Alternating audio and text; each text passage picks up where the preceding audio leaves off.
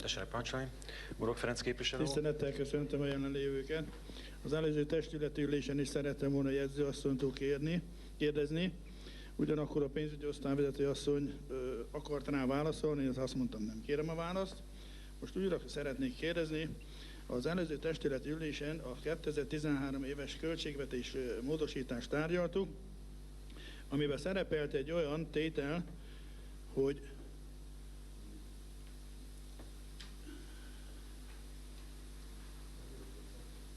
egy darab mobiltelefon lett vásárolva 173 000 forintért, és egy garnitúra 5 darabos szék ami 490 000 forint.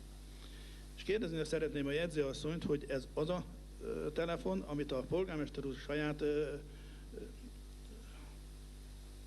használatára vásárolt, az a szék, ami a polgármesteri hivatalban, a polgármester úr szobájában van, hogy ez az a széken. Ugyanis sajnálattal kell közölnem azt is, tudomásul venni, hogy míg a polgármester úr a megszorításokról papolt állandó jelleggel, addig a háttérbe 200 000 forintos mobiltelefont vásárolt, 500 000 forintért ülőgarnitúrát, ami 5 darabból áll, nem tudom miből van az a szék, talán aranyból. Ugyanakkor javaslatot tette arra is, hogy a temetkezési segélyt és az iskolai támogatást vonjuk meg. Meg is történt, tehát ha akárhogy számoljuk is, 140 gyermek, sarkadi gyermeknek tudtunk volna 5000 forint értékben iskoláztatási támogatást adni. Hogy valóban igaz ez, hogy a polgármester úr a saját használatára vásárolt ezt a telefont. Ezt szeretném egyik. A másik pedig az, hogy bizonyos hírek keringenek megint a sarkadon, hogy a polgármester úr, Bender Róbert, Mórocz Tibor társadalmi megbízatású alpolgármester úrnak 2011-ben és 2012-ben egy havi juttatás 2500 forint pénzjutalmat fizetett ki, ami jogtalan, 250 000 forint, ezért állítólag hivatali visszaélés büntette miatt büntetőeljárás folyik ellene.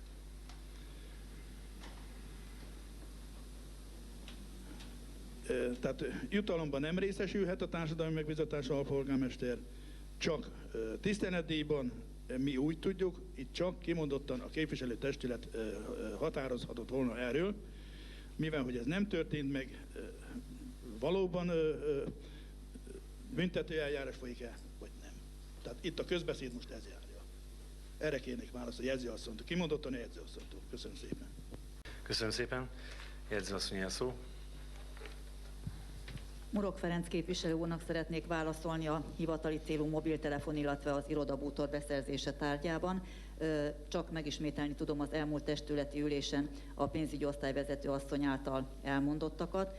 A beszerzés a polgármesteri hivatal költségvetésének a terhére történt meg, a megtakarítások terhére történt a beszerzés, és erre a lehetőséget számomra, mint hivatalvezető számára a képviselőtestületnek a költségvetés megalkotásáról szóló rendelete ad felhatalmazást. Ott osztályvezető asszony idézte ezt a rendelkezést, szó szerint nem tudom idézni, de az foglaltatik ebbe a rendelkezésbe, hogy a megtakarítás terhére a hivatalvezetőnek, mint intézményvezetőnek lehetősége van beszerzések megtételére.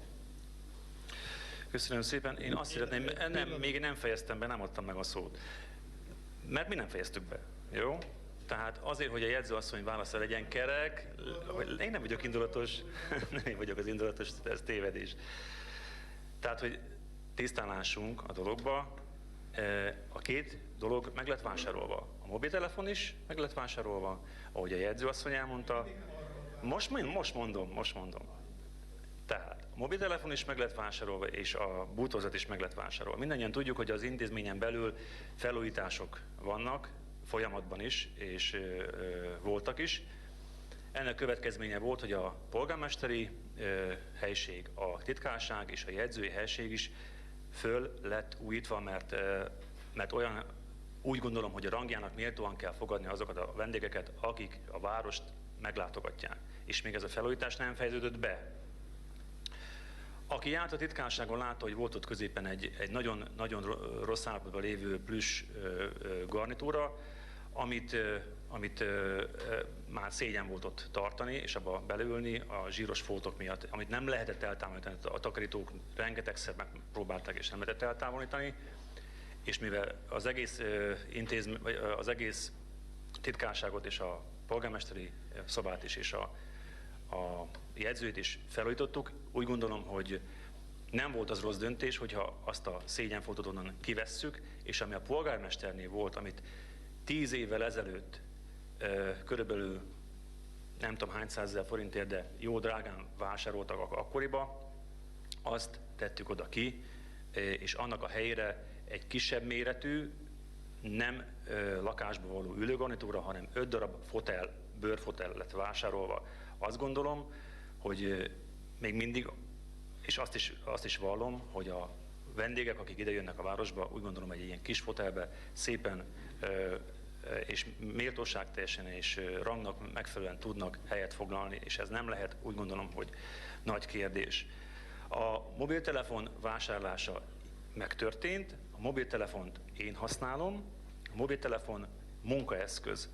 A mai világban, ahol internetet kell fogadni nap mint nap, ehhez abszolút úgy gondolom, hogy jól használható. Nekem van egy saját telefonom, tehát 2 telefonom van magyarul, amely nem alkalmas erre a célra, és én használom. Ahogy a jegyző asszony elmondta, olyan módon lett beszerezve. Egyébként a hivatalban lévő munkatársaknak is hivatali telefonja van, tehát nem az enyém ez a telefon, hanem hivatali telefon. Tehát hogyha én esetleg nem leszek itt, a telefon az marad itt. Tehát ennyi a történetnek a lényege. Ami a rendőrségi ügyek kapcsolatban elmondható, azt el is fogom mondani. Tulajdonképpen gratulálok a tisztelt képviselő úrnak. Ha azt gondolja, hogy ez titok, ez nem titok. Én meg megadom rá a választ. De megemlített engem tisztelt képviselő úr, úgyhogy én... Dehogy nem. Jó, tehát azt szeretném elmondani, hogy én úgy gondolom, hogy a város történetének voltak nehéz időszakai, és lehet, hogy lesznek is még. Ahogy az ünnepi beszédemben elmondtam, a gőg és a rossz indulat az sajnos jelen van a városunkban. Érdekes módon mindig ide kötődik vissza tisztelt képviselő úrhoz, mert a többiek részéről ezt mondjuk nem tapasztaltam, de képviselő úr bizony erőltetett menetben halad abba az irányba, hogy ezeket a dolgokat... Na, itt a kérdés, és pontosan jól mondta, és nem én mondtam ki, ez tökéletes. Képviselő azt sérelmezi, most akkor elmondom a nyilvánosság előtt, hogy amikor ő elvitte a Tesco-ból azt a bizonyos dolgot, és mentegetőzött, hogy ő miért tette, meg miért nem tette, akkor én őszintén, és ezt most is vállalom, és mindig is vállalni fogom, odaálltam elébe, amikor bejött 4 szemközti beszélgetésen, és utána a testület előtt egy kisebb megbeszélésen is elmondtam, amit gondolok, és amit most is elmondok. Én megkértem őt egy dologra, hogy a saját érdekébe, és azért, hogy az ő érdekét és az ő tettét, hát mondjam ki, meg kimondom, egy kicsit tompítsuk, és úgy gondolom, hogy így korrekt, mondjon le a bizottsági elnöki székről. Ennyit a lakosság irányában meg kellett volna tegyen. És nem többet, nem kevesebbet, csak annyit, hogy a bizottsági székről mondjon le. Nem a képviselői mandátumát kértem, hanem azt, hogy a bizottsági székről is. Azért, mert hogy én nem álltam ki akkor mellette, és nem támasztottam alá, hogy ez a tett, ez egyébként nem is van jogomba, nem is volt jogomba ezt eldönteni, hogy ő most mit tett. Mert az a hatóságnak a feladata. Úgy, ahogy a hatóság meg is tette. És ebben az ügyben is a hatóság feladata lesz azt majd eldönteni, hogy mi történt. És én akkor ezt mondtam neki. És én most is azt mondom tisztelt képviselő úrnak, hogy én a jó szándékom jeléért mondtam azt, hogy mondjon le, mert a lakosságnak ennyi jár. Azután, hogy egy ember, aki elvisz a Tesco-ból egy teljesen mindegy, hogy mit, az nem lehet a pénzügyi bizottságnak az elnöke. És ezt most is tartom. Mert nem méltó a pénzügyi bizottsághoz. Egy olyan ember, aki vagy részegen, vagy nem részegen, vagy így, vagy úgy ezt megtette. Akkor a testület ezt tárgyalta, a testület egy bizonyos dolgot kimondott, azt mondta, amit mondott, teljesen mindegy, a bíróság, vagy nem a bíróság nem tárgyalta, az, aki nyomozott, az döntött, megszüntette a nyomozást, ezt is elfogadtuk, azzal, hogy majd ősszel a tisztelt lakosság el fogja dönteni, hogy kinek volt igaza. Amennyiben bizalmat szavaz a tisztelt képviselő úrnak, akkor valószínű neki volt igaza, amennyiben nem fog neki bizalmat szavazni, akkor valószínű nem neki volt igaza. De egyébként nem értem az ő indítatását az ügybe. Most úgy nagyjából már értem, hogy mindig ide kanyarodik vissza, most már legalább 4 testületi ülés kapcsán, és hát a lúd akkor legyen kövér, és úgy gondolom, hogy dr. Mokán István alpolgármester ügyében sem szólalt föl, vajon miért nem? Pedig ő neki már más szakaszban van, és úgy gondolom, hogy tárgyalhatjuk. De nem tárgyaltok, nem én hozom föl, nem hoztam föl, és nem is fogom fölhozni, mert úgy gondolom, hogy neki az ügyét sem nekünk kell tárgyalni, hanem majd a bíróság meghozza megfelelő döntést. És ezért nem is vagyok hajlandó erről beszélni. Ja, hogy valaki névtelen leveleket írogat. Érdekes módon mindig tisztelt képviselő úrnak a kezében landol ez a levél, biztos olyan fontos városi ember, városi méltóság, akihez a lakosok nagy szeretettel mennek. Én nem tudom, hogy kinek a keze van a történetben. Sokan kérdezik tőle, hogy nem landolt a kukába ez a történet. Hát nem landol a kukába valószínű, mert azoknak a szervezeteknek, akiknek eljutatja ezeket a tisztelt névtelen leveleket, hát gondolom nekik pedig kötelességük ezeket kivizsgálni, és ki is vizsgálták, és nyilván ennek kapcsán meghallgatások is voltak, és szerintem már nem nagyon lesznek, de ha lesznek, állunk elébe. Tehát én úgy gondolom, hogy a kör így bezárul. Nem tudom, hogy képviselő úrnak ez a saját agyából fakadt ez a történet, hogy így támadjon, vagy valaki tanácsolta, vagy tanácsosai vannak. Én úgy gondolom, hogy saját agyából nem tud fakadni ilyen történet, hogy valaki van mögötte. Nem tudom, hogy kicsoda, de biztos, hogy okkal teszi ezt. A Mórosz Tibor alpolgármester úrral kapcsolatban interneten megjelent, és egyéb helyen megjelent lejáratú, mert úgy gondolom, hogy lejáratú dolog az, amikor föltesznek egy ügyiratot, lefényképezik és fölteszik a Facebookra, egy közösségi oldalra, egy zárt közösségi oldalra, amelyhez bejutni szinte lehetetlen. Van egy olyan oldal, hogy Sarkadért, ugye? Jól mondom? Vagy zárt csoport? Melyik az a csoport? Jelentkeztem, hogy szeretnék tagja lenni, és azt mondták, hogy nem, köszönjük szépen. Hát úgy gondolom, hogy a polgármesternek nem a szívügye, hogy Sarkadét tegyen, akkor úgy gondolom, hogy akkor nem tudom, hogy igaz-e az a csoport, ami a név alatt megy. De nem is ez a lényeg, tehát Mórosz Tibor alpolgármester története a következő. Ígértem, hogy elmondom, illetve akik kérdezték, elmondtam már mindenkinek, de úgy gondolom, hogyha már így meglettünk szólítva, akkor van időnk, és ráérünk, és én el fogom mesélni. Akkor akartam ezt megtenni, amikor majd az ügy lezárul, de lássunk tisztán, és akkor így nem lesz többet vele probléma. Ugye megérkeztem ide 2010. október 3-án. Ja, és hogyha már itt tartunk, itt is szeretnék maradni, mert hogy a választáson indulni szeretnék. Nem mondtam ki még ezt soha, de hát hogyha már itt tartunk, akkor ezt ki kell mondanom. Tehát a 2014-es választáson indulni fogok.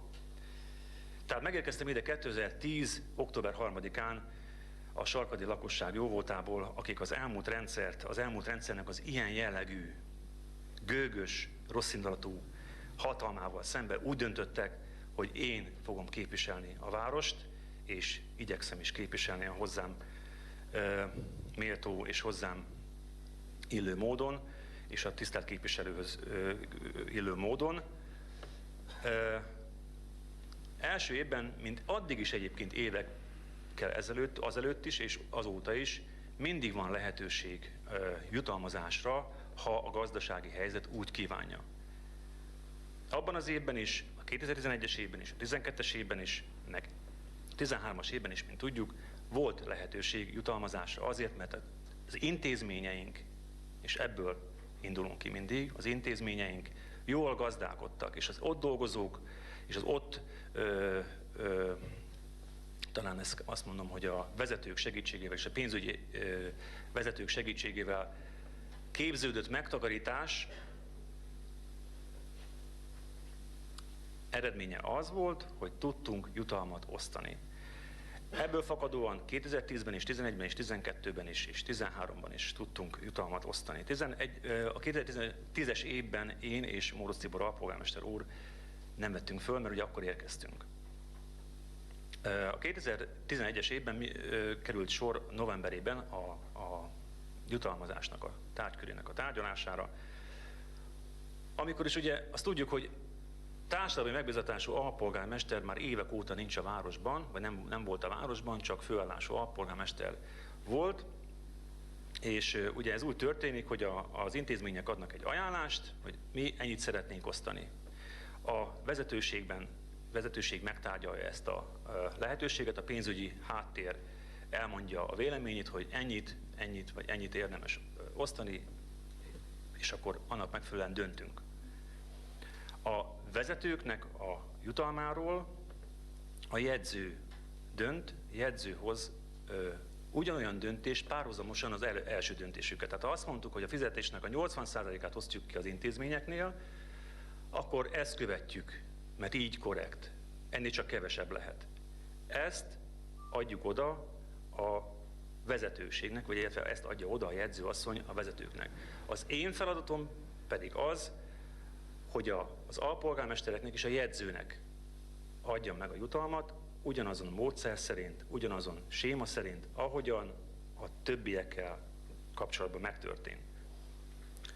Ez úgy történt meg, akkor is, meg most is úgy történik meg, hogy a jegyzőasszonnyal és akár az alpolgármesterekkel megbeszéljük, akkor ugye dr. Sipos Lajos volt a jegyző, beszéljük meg a jutalmazás kérdését, és a pénzügyi és a jogi háttér véleménye alapján, hogy adható vagy nem adható, döntök én, mert a döntést azt én hozom meg, mint polgármester, az főállású alpolgármester, a társadalmi megbízatású alpolgármester és a jegyző tekintetében.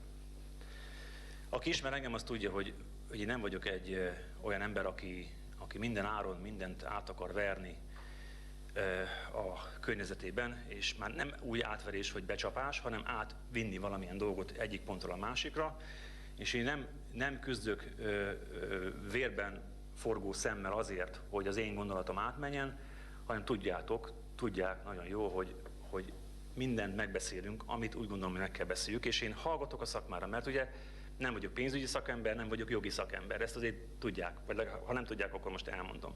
De nem is feladatom nekem, hogy én jogi végzettséggel üljek itt, vagy pénzügyi végzettséggel üljek itt, hisz akkor volt három jogi végzettségű ember is, volt egy aljegyző, volt egy jegyző, bocsánat, hogy így mondom most, de ugye aljegyző asszony közben a jegyző lett, és van egy társadalmi, vagy főállású alpolgármesterem is, aki jogi végzettséggel ült mellettem.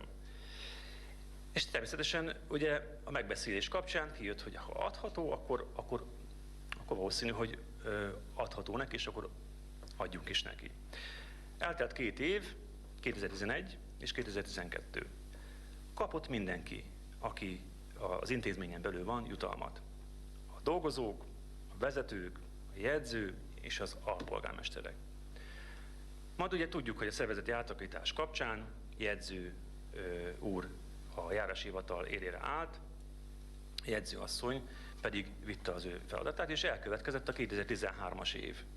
2013. novemberében, úgy, ahogy szoktuk, leültünk és tárgyalni kezdtük, hogy vajon hogy legyen ez a jutalmazás kérdése, és miként legyen a jutalom szétosztva, milyen lehetőségeink vannak. Akkor már láttuk november végén, hogy az évhez mérten, ahhoz képest, ahogy indultunk, tudja mindenki, hogy indultunk, ahhoz képest a megtakarításoknak köszönhetően, az intézmények vezetésének köszönhetően, a dolgozóknak köszönhetően, és tulajdonképpen magunknak köszönhetően, ott tartunk, hogy ismételten várhatóan, nem is vártuk ezt tulajdonképpen, ma azt hittük, hogy nem fogunk tudni jutalmat adni, de úgy láttuk, hogy mégiscsak képződött megtakarítás, és adjunk jutalmat, adjuk a fizetésnek a 80%-át.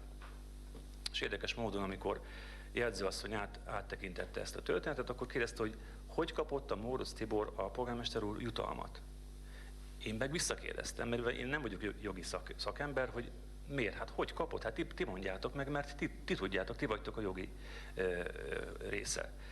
Hát akkor ugye elhangzott, hogy elvileg nem is kaphatott volna jutalmat, Akkor megkérdeztük a pénzügyi osztályt, hogy ott mi volt. Akkor azt mondták, hogy hát jutalomként elhangzott, ugye jegyző úr akkoriban föltette a kérdést, ugyanis én jegyző úrra bíztam magam, mint mindig, amikor jogi kérdések voltak. Jegyző úr mondta, hogy ő talán úgy emlékszik, hogy kiadta a pénzügyi osztálynak, hogy járjon utána, hogy lehet-e adni, vagy nem lehet adni. Én azt az útjára engedtem, és az jött vissza, hogy jutalom nem lehet, de tiszteletdíjként a rendszer az engedi a tiszteletdíjnak az odaítélését. Így a jegyző úrnak az jött vissza, hogy tiszteletdíjként engedi, jegyző úr pedig azt mondta nekem, hogy akkor tiszteletdíjként számfejthető számára. Akkor mondom, hogy hát itt azt mondjátok, akkor úgy gondolom, hogy ez így is van. Ez volt 2011-ben, és ez volt 2012-ben. 13-ban, amikor jegyzőasszony rájött erre a dologra, vagy felfigyelt rá erre a téves jogértelmezésre, jelezte számomra, és ugye a polgármester úr is tanulja rá, hogy amikor erre rájöttünk, hogy akkor azt mondtam, hogy akkor Mórosz Tibor nem kaphat bármilyen fájó dolog is, sőt, tisztelet Mórosz Tibor alpolgármester úrnak, amikor ezt elmeséltük neki, és elmondtuk neki, 417 000 forintot visszafizetett egy összegbe, mindennel együtt. Tehát kár az önkormányzatot nem érte, bár nem lett volna kötelessége visszafizetni, mert tulajdonképpen a téves jogértelmezés nem ő hajtotta végre. Én úgy gondolom, hogy korrekt volt, a téves jogértelmezés nem én tettem meg, mert én nem vagyok jogász, az, hogy úgy alakulhatott volna másként is, ez is biztos, de úgy gondolom, hogy körül voltam véve 3 jogi szakértővel. Miért nekem kell ezeket eldönteni és fölvállalni? Nyilván nem, mert nem értek hozzá, ahhoz értek, amihez értek. És egy bizonyos szintig nyilván lát, az ember most már megtapasztal a dolgokat, és tudja, hogy mi az, amit lehet, és mi az, amit nem. Ezt most már tudom, hogy valószínű, hogy ez nem. És akkor itt ér véget a történet. Megint csak érdekes módon, ahogy ezt észrevettük, valahogy bentről megint ez ugye kikerül, hogy kinek a kezében nem tudom, lényegtelen, olyan szempontból lényegtelen, hogy a történet tulajdonképpen számomra és Mórosz Tibor alpolgármester számára lezárult. Kár nem ért az önkormányzatot, tévedni valószínű valaki tévedett, ez sem úgy gondolom, hogy olyan szempontból jelentősége nincs, hogy a kár megtérült. Arra viszont jelentősen figyelni kell, hogy ilyeneket ne kövessünk el, mert sosem lehet tudni, hogy hol vezet ez a történet, hogyha mondjuk nem figyelünk oda. De hát, ahogy én mondtam, rossz indulatú és rossz akaró emberek veszik körül az embert. Sajnos ez 2010-ben, én ezt nem gondoltam volna, megmondom őszintén, de sokan felhívták a figyelmemet arra, hogy ne hidd azt, és ne legyél ilyen úgymond naív, hogy azok az emberek, akik téged körülvesznek, azok az emberek között nincs olyan ember, aki esetlegesen téged meg fog támadni, vagy nem. Vannak célok, ugye cél az most, hogy én legyek a fekete bárány. Ha ez fekete bárányság, akkor úgy gondolom, hogy állok elébe. Én azért bízok abban, hogy ez meg fog változni, mert az emberek nem ilyenek. Sarkodon élni, én úgy gondolom, hogy jó. És sarkodon élni jobb is lehet. Mert ez nem vezet sehová. Az, hogy valaki fölbiztat egy embert, aki egyébként fölbiztatható, mert tudjuk, Ferit ismerjük mindannyian a kicsapongó érzelmi dolgaival kapcsolatban, ami egy emberi tulajdonság, és ő ilyen. Én nem tulajdonítom ezt tulajdonképpen másnak, és akkor is nekem támadt egyébként, amikor én ezt mondtam neki először az ő történetével kapcsolatban, de én ezt elfogadtam így, de ezt már nem vagyok hajlandó elfogadni, hogyha ebben az irányba megyünk, mert ez nem tesz jót ám senkinek. És persze befolyásolni nem tudom, de nem adom ingyen a bőrömet. Itt állok, és itt is szeretnék lenni addig, ameddig a lakosság, aki engem ide tett, esetlegesen meg nem változtatja a döntését. És úgy gondolom, hogy én csak is azt képviselem, amiért idejöttem, és amikor idejöttem, amit képviseltem. Én azért bízok benne, hogy hogy ez meg fog tudni változni, vagy a fejekbe változnak meg a dolgok, vagy a fejek lecserélődnek. És ez nem egy léből kapott dolog. Én úgy gondolom, hogy föl kell nőnünk ahhoz, amit március 15-én is elmondtam, ami a hagyaték. És az a hagyaték, az nem ez, ami most van. Látjuk, hogy mi van az országban, látjuk, hogy hogyan esnek egymásnak emberek, pártok, okkal vagy ok nélkül, ez megint nem a mi dolgunk. Mossák az agyunkat jobbról, balról, igazságot tenni nem lehet. Ott, ahol nem élünk. De ott, ahol élünk, ebben a városban, én úgy gondolom, hogy közös dolgunk az, hogy ne ez legyen. És amikor megtalálnak bennünket névtelen levelekkel, akkor úgy gondolom, hogy mérlegelnünk kell tudni. Mérlegelhetünk úgy is, hogy fogom és balhét csinálok. Beviszem a testület elé, és osztom az észt mindenkinek, és próbálom fölkavarni itt a dolgokat, de ennek semmi értelme nincsen. Ha nem tudunk úgy élni, ahogy szeretnénk, nem ahogy illik, meg kinek mi illik, hanem ahogy igazából a társadalom szeretné, akkor annak semmi jó vége nem lesz. Én azért bízom benne, hogy én most sokat segítettem azoknak, akik esetlegesen kétkedtek. Nincs semmilyen titkolnivalóm, csak várok arra, hogy minden szépen folyamatában legyen, és akkor jöttem volna elő. De ha már így alakult, akkor így alakult, és én ezt el is mondom. Persze. Tessék. Polgármester úr, egyet azért fogadjon el tőlem, hogy nagyon jó lenne, ha az emberek közötti széjjel nézne. Nem csak mi nálunk van itt a probléma. Nehogy az higgye. Mert onnét is jönnek olyan jelzések, hogy irtózatos adott csalódtak önbe. És úgy érzem, hogy vagyok olyan becsületes, mint ön. Értem. Tetszik tudni? Értem. Jó. Nem húha, ez így igaz. Én csak annyit szeretnék kérni. Igen? Sok minden nem tudsz te, amit én tudok.